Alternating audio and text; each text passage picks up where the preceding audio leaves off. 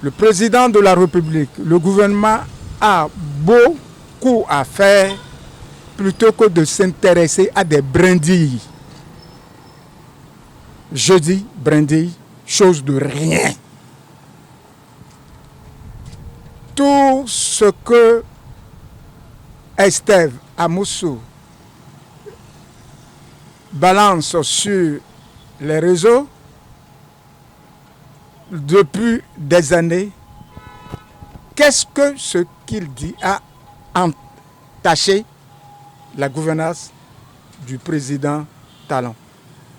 Je profite de votre micro pour dire au président Talon félicitations pour les réalisations parce que le Bénin n'exporte rien du tout, quelques 2 kilos, un port de 0,50 cm.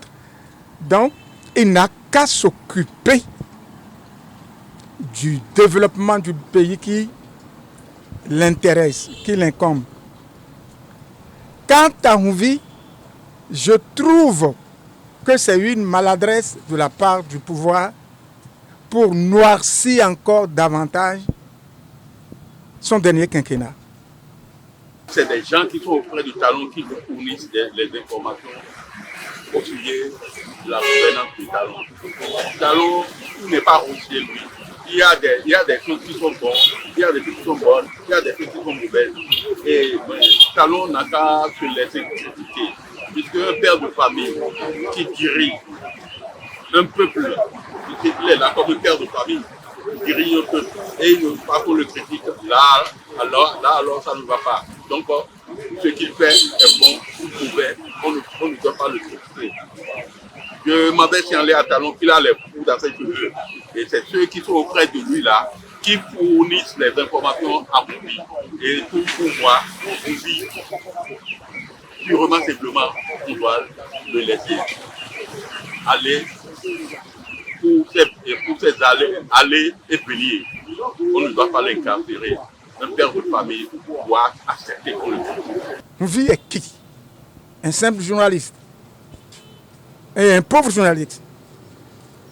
Et dans nos familles, l'adage dit, ce n'est pas quand le chien chie là, pour la première fois, qu'il faut prendre le bâton pour le tuer. Il faut balayer cela et ramener le chien en le menaçant, dit attention, ne chie plus là, c'est là-bas qu'il faut chier. Donc, pour moi, c'est malheureux. Vu la charge du chef de l'État, il a beaucoup à faire.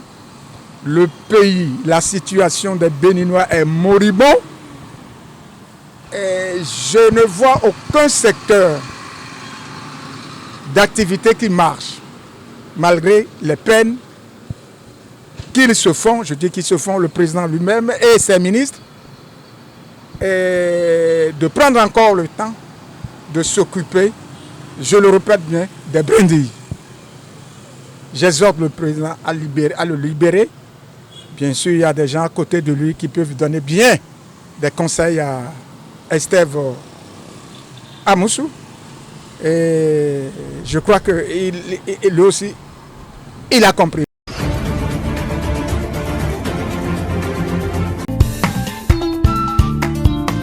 Azové, plaque tournante des échanges commerciaux dans le département du Koufo. Centre dynamique des affaires, Azové est en manque d'une infrastructure marchande digne de son rang. Et pourtant, cette localité abrite le plus grand marché de la région. Un marché qui a toujours facilité l'écoulement des produits agricoles, desservi les villes voisines en produits manufacturés et simplifié les échanges en direction du Togo voisin.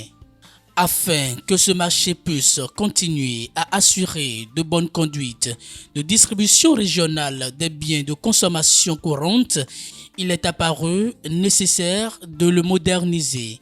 Ayant pris des engagements auprès des marchands lors des campagnes électorales précédentes, le président Patrice Talon en a fait une de ses priorités. Annoncé dans la première vague des espaces marchands à reconstruire aux normes internationales, le marché régional moderne d'Azové a été effectivement réalisé sur 5 hectares et sera bientôt opérationnel.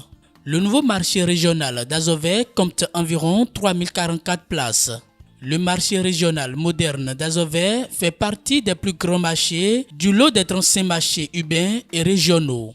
Il aura un impact positif sur la santé des marchands et usagers car il offre de meilleures conditions de gestion des déchets. L'infrastructure dispose d'un nombre suffisant de toilettes hygiéniques propres et dotées de lavabos, de garderies et autres avec une meilleure sécurité et plus de confort. Ce marché offre désormais les commodités afin que les produits présentés aux acheteurs soient plus hygiéniques et agréables à l'œil.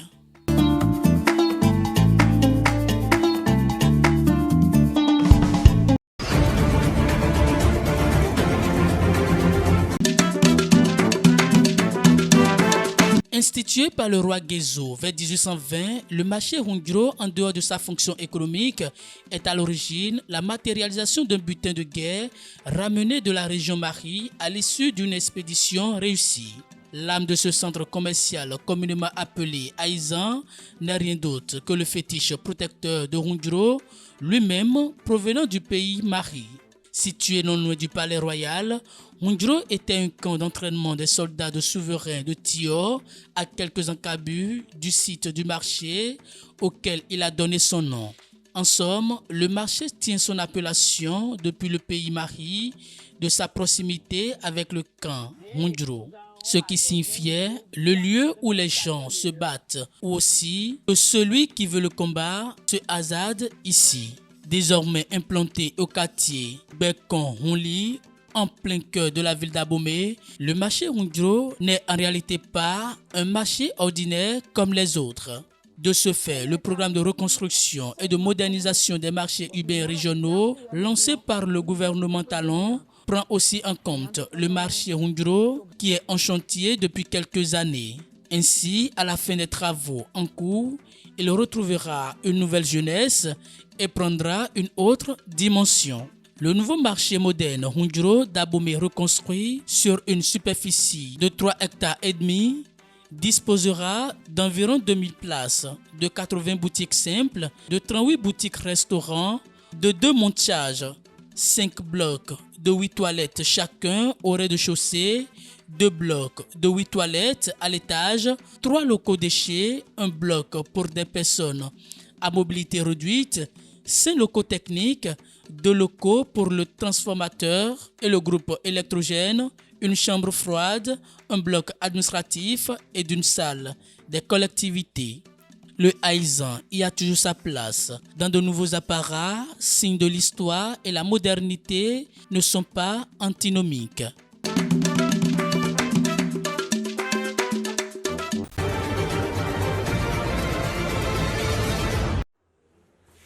Le Nigeria multiplie les efforts afin d'empêcher l'exode massif de ses professionnels de santé vers d'autres pays dans le but d'exercer leur métier.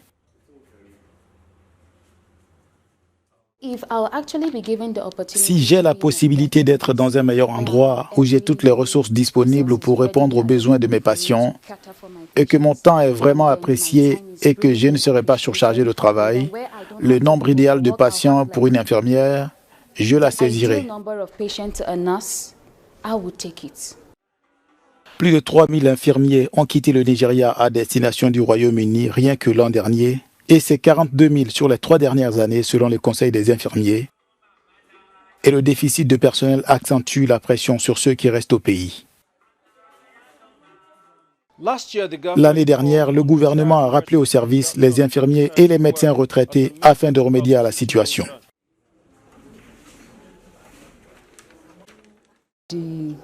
Les salaires ne sont pas proportionnels au travail que font les infirmiers. Les infirmiers ont le sentiment d'être plus respectés compte tenu du prestige souhaité ailleurs et le salaire est très élevé. Ils sont payés à l'heure. Le gouvernement a lancé une nouvelle initiative appelée Politique nationale sur la migration du personnel de santé. Selon le ministre nigérian de la Santé, Ali Paté, il s'agirait d'une stratégie globale visant à gérer et inverser la tendance migratoire des agents de santé en veillant à ce qu'ils soient correctement rémunérés et soutenus pour une prestation optimale.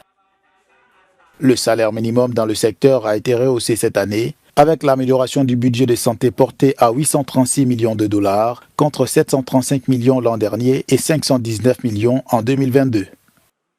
Des efforts salués par les experts de la santé.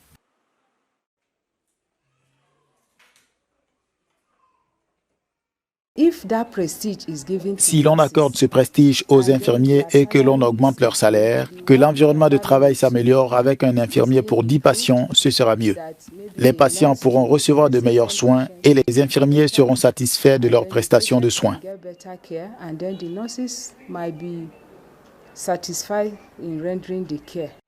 L'augmentation du budget nigérian de la santé ne représente qu'environ 5%, soit 15% de moins que les prévisions pour une prospérité dans ce secteur dans chaque pays africain. Beaucoup estiment que le Nigeria a encore fort à faire pour contenir l'exode des agents de santé.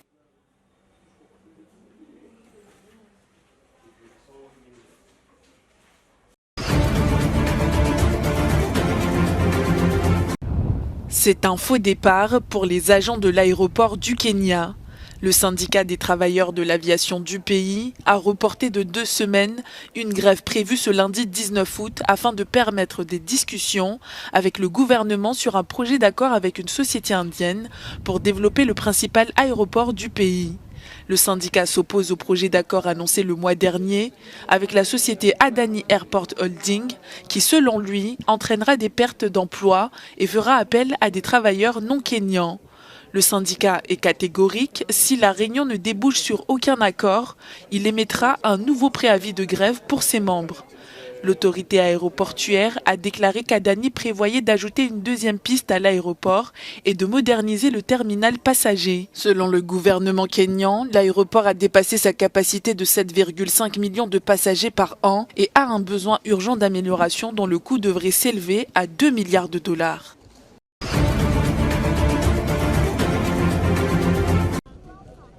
L'ancien président du Malawi, Peter Mutharika, sera candidat à la présidentielle de 2025. Dimanche, le Parti du Progrès démocratique, principal parti d'opposition, a officiellement soutenu sa candidature. L'ancien chef d'État, âgé de 84 ans, a dirigé le Malawi de 2014 à 2020. Durant cette période, il a supervisé l'amélioration des infrastructures et le ralentissement de l'inflation. Cependant, ses détracteurs l'ont accusé de corruption et de copinage. Dans son discours d'acceptation dimanche, il a promis de revitaliser une économie en crise marquée par une croissance faible et des pénuries de devises étrangères.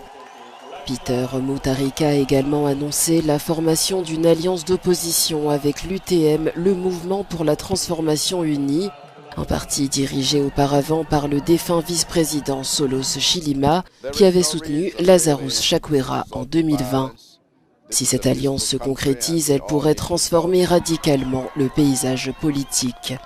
L'ancien président se prépare maintenant à affronter Lazarus Chakwera qui cherchera à obtenir un second mandat lors de l'élection présidentielle du 16 septembre 2025.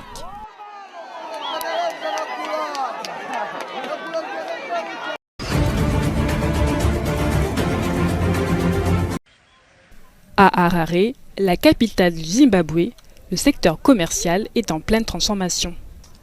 Les tuck shops, ces petits magasins informels, se multiplient. Ils créent des emplois, un atout majeur face au chômage qui touche 60% de la population. L'inconvénient est qu'ils évincent les grands détaillants et les grossistes. Depuis plusieurs mois, le gouvernement cherche à formaliser cette économie parallèle. Ce n'est évidemment pas une bonne chose, parce qu'en général, on veut que l'économie soit composée principalement de grandes entreprises, d'entreprises formelles. Dès que les entreprises informelles commencent à prendre le contrôle de l'économie, tout d'abord, il est évident que la qualité de votre CBD s'en trouve réduite. La valeur des propriétés s'en trouve réduite. Mais cela a aussi pour conséquence que les gens n'émettent plus de taxes, qu'ils n'utilisent plus les canaux commerciaux formels et en fin de compte, l'informalité, la dollarisation de l'économie, toutes ces choses sont négatives pour l'économie.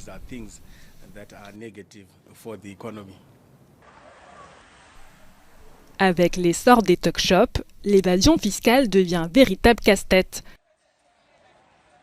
Beaucoup de ces magasins vendent des produits importés illégalement. Le gouvernement craint une augmentation des contrefaçons, ce qui aggrave le manque à gagner fiscal. Il y a une prolifération de produits de contrebande et de contrefaçon qui font une concurrence déloyale aux produits locaux, puisque les produits de contrebande ne sont pas soumis à la taxation et aux droits d'importation.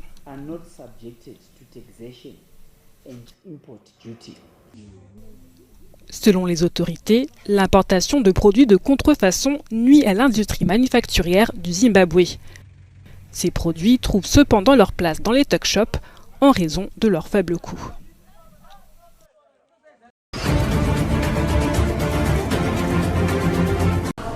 Déjà ravagé par la guerre et les inondations, le Soudan fait face à une crise sanitaire. Une épidémie de choléra a tué une vingtaine de personnes et en a infecté plus de 350 ces dernières semaines. Le choléra, une maladie très contagieuse, se transmet par l'ingestion d'eau ou d'aliments contaminés. Sans traitement, elle provoque des diarrhées sévères, pouvant être mortelles en quelques heures. Selon l'OMS, l'épidémie a débuté dans la province de Kassala avant de se propager à 5 autres provinces. L'organisation travaille avec les autorités soudanaises pour lancer une campagne de vaccination. Cette nouvelle épidémie s'ajoute aux nombreuses calamités frappant le Soudan, plongé dans la guerre civile depuis avril dernier. Le choléra n'est pas nouveau au Soudan. En 2017, une épidémie similaire avait fait 700 morts en moins de 2 mois.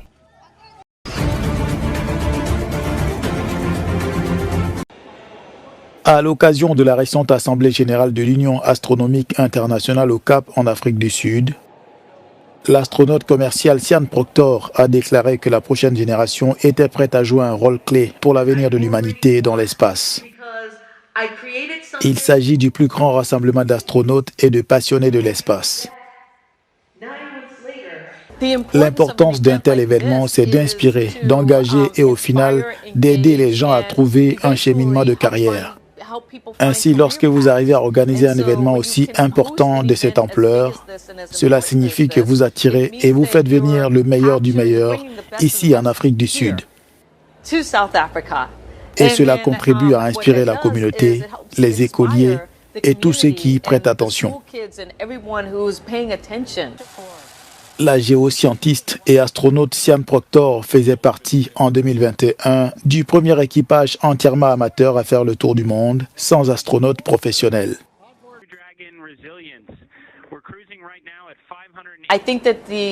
Je pense que la prochaine génération est prête à venir et à jouer un rôle clé dans l'avenir de l'humanité dans l'espace, la technologie, et une telle conférence ne fait que donner le coup d'envoi.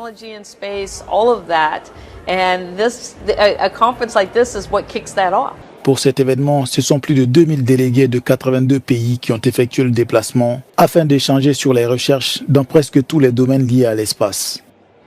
Ça aide donc de construire la science réelle parce que les gens ont des idées différentes. Donc ils viennent ici pour partager leurs expériences entre eux et cela pourrait également donner lieu à de nouvelles découvertes scientifiques et à une meilleure compréhension de l'univers dans son ensemble. L'Assemblée générale de l'Union astronomique internationale s'est tenue du 6 au 15 août et pour la première fois sur le continent africain.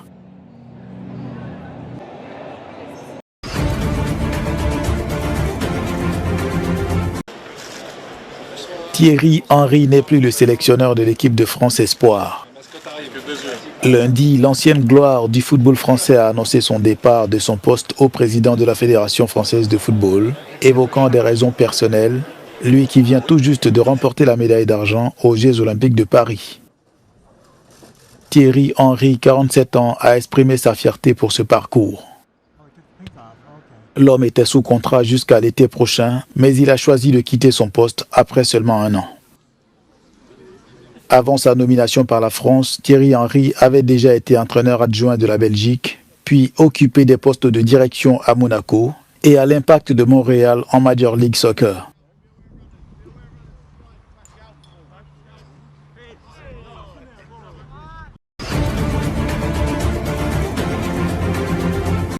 Rencontre décisive à Jérusalem. Anthony Blinken, secrétaire d'État américain, a vu le Premier ministre israélien Benjamin Netanyahou. Plus tôt, il a rencontré le président israélien Isaac Herzog, Blinken a insisté sur l'urgence d'un cessez-le-feu à Gaza pour libérer les otages du Hamas.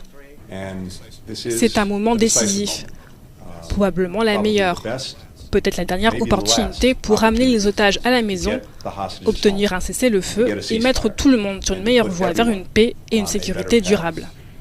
Je suis ici dans le cadre d'un effort diplomatique intensif sur les instructions du président Biden pour essayer de finaliser cet accord et finalement de le faire aboutir.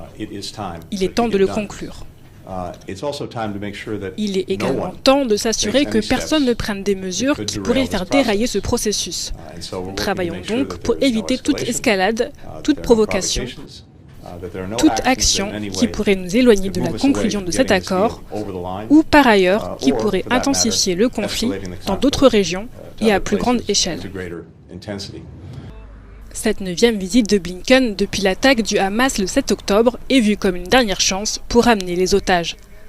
Prochaine étape, l'Égypte ce mardi où les pays médiateurs doivent se retrouver pour tenter de conclure un accord.